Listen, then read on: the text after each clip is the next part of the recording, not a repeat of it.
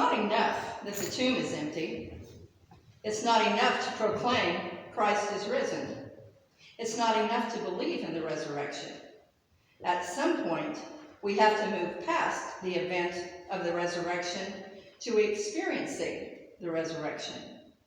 Experiencing resurrected life begins with recognizing the risen Christ among us. That is the gift of Easter, and it is also the difficulty and challenge described in today's gospel. Jesus teaches us that it all starts simply by joining someone on their journey, walking with them, talking with them, listening to them. It starts there. This might mean opening ourselves to someone else's pain. That's a part of being with another person and caring for them in the way Jesus teaches. Sometimes we want to skip this step, but Jesus shows us in this story just how important this step really is. To listen to someone share their pain and their grief. To be present with them. This is the first step to ministering to another person.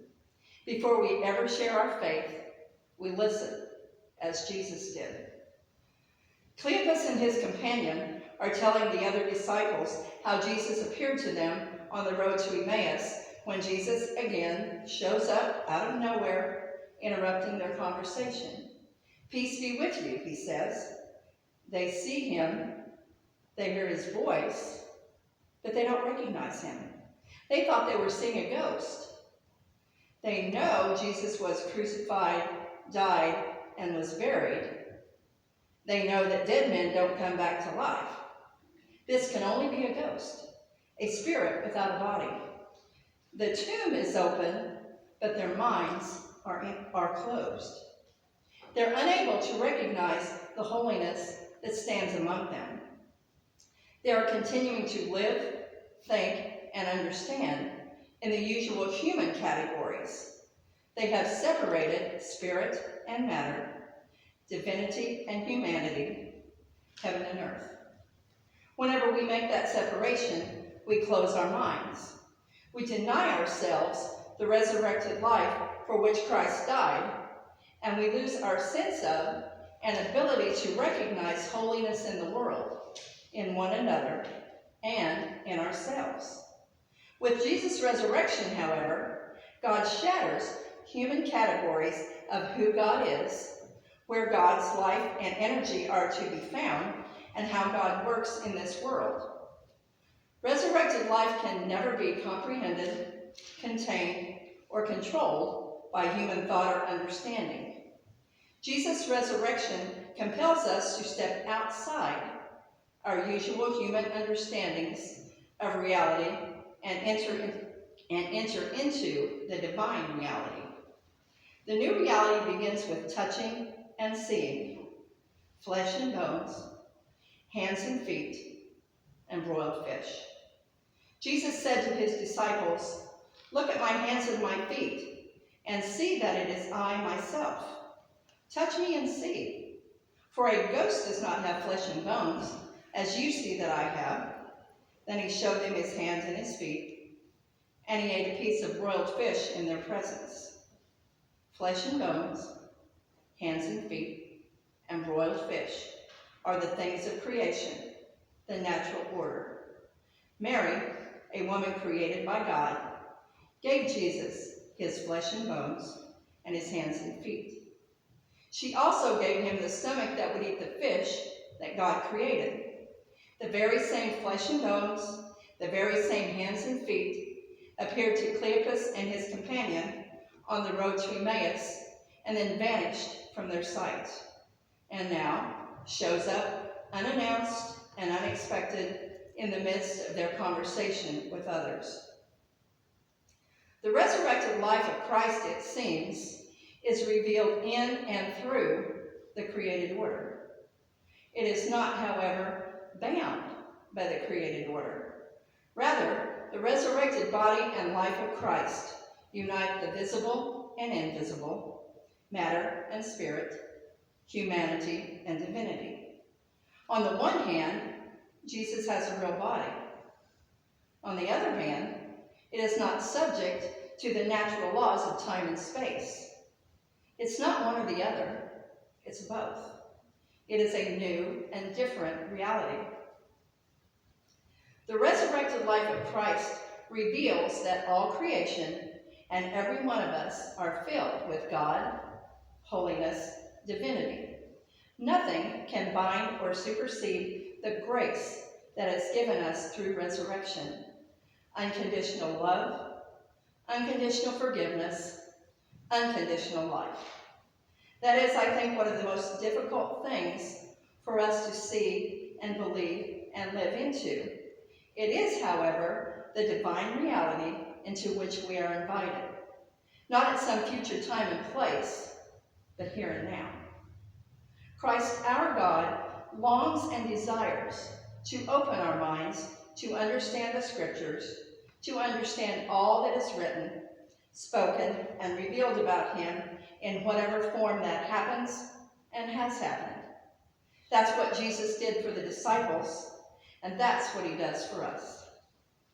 This is not an academic or intellectual understanding. That the disciples are witnesses does not mean they now have all the answers. It means they now have the life Jesus wants to give them. They are witnesses based not on what they know, but on who they are, how they live, and their relationship with the risen Christ. The resurrection life is not acquired, it is received. It happens when we risk unbinding ourselves from the usual ways of seeing, living, and relating. This is not a rejection of the natural order. It is allowing the natural order to open to and reveal something more. That's what happened for the disciples with Jesus' hands and feet, with his flesh and bones, and with the broiled fish. They saw and recognized something about Jesus, and in so doing, they saw and recognized something about themselves, holiness. It happens for us too. Think about a time in your life when you lost track of time. I don't mean you forgot what time it was, but that you were so awake, so present, that you entered a new world. Think about a time when life seemed more real than it ever had, and you touched or tasted life in a way never before. Recall a moment when your heart opened, softened, and you knew you were being offered, knew you sensed something new was being offered you. Possibilities that you did not create for yourself. They just opened up. Reflect on that moment when you realized you were okay and you could again start to live. Those are the moments when Christ opens our minds to understand. They are moments of awe and wonder that leave us in sacred silence. They fill our eyes with tears. We weep, not from sorrow or pain, but the waters of new life. In each of those moments, the one who is fully alive and risen, the Christ, is calling us to see and recognize him, to join him, and to discover our new life. Let's not lose this moment. Let's not put this text behind us. It is much too easy to come here each Sunday, listen to the gospel, hear, and then return to life as usual. Don't let that happen. Your life is too important to let that happen. Carry this text with you over the next week. Let it open your eyes, your heart, and your mind to the life Christ is offering you.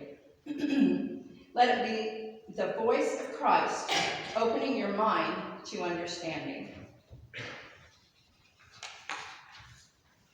You are witnesses of these things, he says to us. Tell it, live it, become it. The resurrected life is yours. You are witnesses. There are many stories in scriptures that can serve as models for us of how to approach our lives as disciples. A story that teaches us how to join others in their journey. The importance of listening to them, especially as they share their pain and doubt. The reminder to help them see their story, caught up in God's story, and in the story of the death and resurrection of God's Son.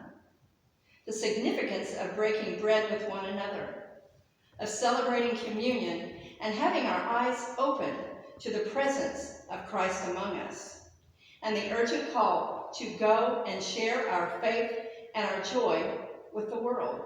For the Lord has risen indeed, and it's walking with us on our journey through life. May our eyes be opened so that we can recognize Jesus in our midst. May our hearts burn with joy as we see our story wrapped up in his. And may we always be eager to share the joy of his resurrection and presence among us. Thanks be to God. Amen. Amen.